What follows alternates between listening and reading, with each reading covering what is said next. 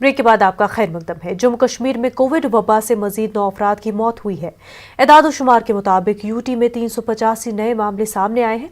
Kashmir division से 233 और Jammu division से 152 अफराद का कोरोना नतीजा मुस्बत पाया गया है, जबकि 395 मरीज सेहतयाब हो गए हैं। यूटी में फिलहाल 4327 एक्टिव केसेस हैं।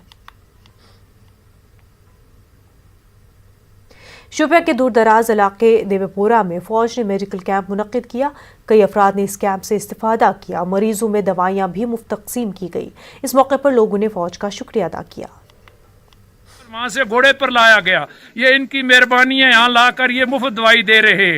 एक आर्मी वाला लोगों की हिफाजत कर रहा है, वो बॉर्डरों पर लड़ रहा है, बॉर्डरों पर जंग कर रहा है, और फिर भी लोगों को किस तरह सवाल करता है।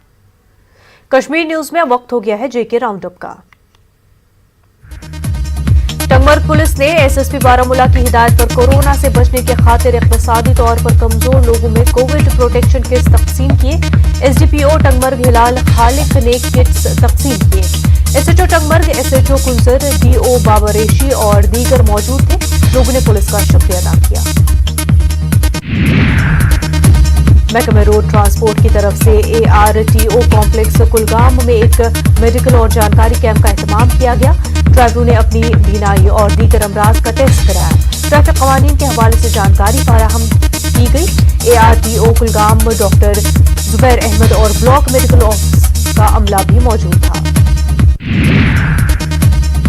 जम्मू कश्मीर बैंक ने लारू कुलगाम में अपनी एक नई ब्रांच का इफ्तिताह किया। DC Kulgam Shaukat Ejaz Butt, zonal head south Fayaz Ahmad, cluster head Iftikhar Abdullah समेत बैंक मुलाजमीन और मुअज़्ज़ज़ शहरी इस मौके पर मौजूद थे।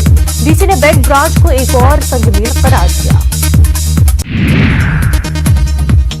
महकमे बागबानी की जानिब से पुलवामा के मेवा काश्तकारोों के लिए आत्मनिर्भर भारत के तहत एक रोजा वर्कशॉप का एहतमाम किया गया।